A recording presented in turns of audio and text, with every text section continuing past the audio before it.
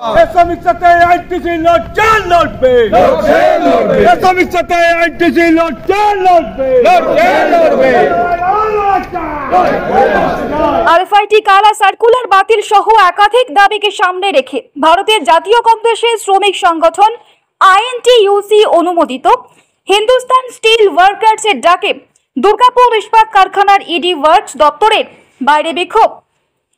সোমবার সকালে কারখানার ভিতরে আইএনটিইউসি দপ্তর থেকে ইডি ওয়ার্কসের কার্যালয় পর্যন্ত সংগঠনের সাধারণ সম্পাদক রজত দীক্ষিতের নেতৃত্বে একটি মিছিল সংগঠিত করা হয়।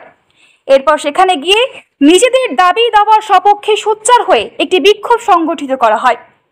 যে আমরা গণতান্ত্রিক ভাবে যেটা ভুল সেটা ভুল, যেটা ঠিক সেটা ঠিক, ভুলটা মানছি না মানবো না। ঐতিহাসিক জমায়েতের যে ডাক দিয়েছি আমরা, এই ঐতিহাসিক জমায়েতের মাধ্যমে আমরা ইডি ওয়ার্কস আমাদের যে প্ল্যান্টের হেড তাকে আমরা ফিডব্যাক দিতে চাইছি। তাকে আমরা হিন্দুস্তান স্টিল ওয়ার্কার্স ইউনিয়ন আইএনটিইউসির তরফ থেকে আমরা মেসেজ দিতে চাইছি যে আমরা কোনো রকম আরএফআইডিতে আমরা কোনো সহযোগিতা করব না। গত 30 তারিখে যে অ্যান্টি ওয়ার্কার অ্যান্টি লেবার যে এগ্রিমেন্ট হয়েছে, সেই এগ্রিমেন্টে আমাদের ওয়ার্কারদের 29 মাসের এরিয়ার থেকে আরম্ভ করে পাক্সের এরিয়ার থেকে আরম্ভ করে এবং এমপ্লয়মেন্ট এবং আমাদের যে কম্পেনসেশন সমস্ত কিছু পেন্ডিং, আমাদের কোয়ার্টারের সমস্ত কিছু পেন্ডিং, আমাদের সেন্ট্রালি যে যা কথা হয়েছিল এবং লেবার কমিশনের কাছে বসে যেটা কথা হয়েছিল, ট্রাইপ্যাটেড এগ্রিমেন্ট হয়েছিল 2.5 মাসের মধ্যে আমাদের এরিয়ার থেকে আরম্ভ করে আমাদের ডিউজ সমস্ত কিছু ক্লিয়ার করে দেবে। কিন্তু আমরা অবাক হয়ে দেখলাম সেল ম্যানেজমেন্ট এবং কর্পোরেট ম্যানেজমেন্ট কালা যেটা অ্যান্টি ওয়ার্কার এবং অ্যান্টি লেবার যে এগ্রিমেন্ট করেছে সেই এগ্রিমেন্ট আমরা মানছি না। আমরা আজকে ইডি ওয়ার্কসের কাছে সেটাই বক্তব্য দিতে এসেছি, যতক্ষণ না আমাদের 29 মাসের এরিয়ার, আমাদের পাক্সের এরিয়ার, আমাদের হাউস রেন্ট এবং আমাদের যে পেন্ডিং ইস্যুগুলো আছে সেই ইস্যু যতক্ষণ না ফয়সলা হবে আমরা কোনোভাবেই আরএফআইডি এবং আমাদের অ্যান্টি লেবার যে এগ্রিমেন্ট হচ্ছে সেই এগ্রিমেন্ট আমরা মানছি না। আমাদের এই লড়াই চলবে। আজকে আমরা রাস্তায় নেমেছি, গত 2 মাস 3 মাস ধরে আমাদের লড়াই চলছে। যতক্ষণ না আমাদের 29 মাসের এরিয়ার হবে, যতক্ষণ না ওয়ার্কারদের যা ডিউজ আছে, আপনারা জানেন আমাদের ডেজিগনেশন ইস্যু এখনো পেন্ডিং আছে। ওয়াইরাস আমরা এই কোম্পানিতে কাজ করে এত লাভ হওয়া সত্ত্বেও, আপনারা জানেন 2023 এবং 24-এ প্রায় 4000 কোটি টাকা আমরা লাভ করেছি।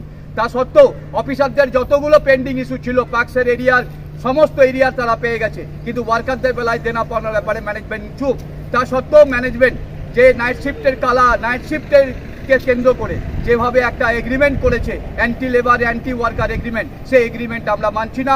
কোনোভাবে আরএফআইডিতে আমরা যুক্ত হচ্ছি না এবং আইএনটিইউসির যা ওয়ার্কার আছে তারা যতক্ষণ না, কালকের আমাদের এক্সটেন্ডেড এক্সিকিউটিভ মিটিংয়ে সিদ্ধান্ত হয়েছে, আজকে আমরা প্রোগ্রাম করছি, আগামী দিনে আমাদের শিডিউল আজকে আমরা ডিক্লেয়ার করব।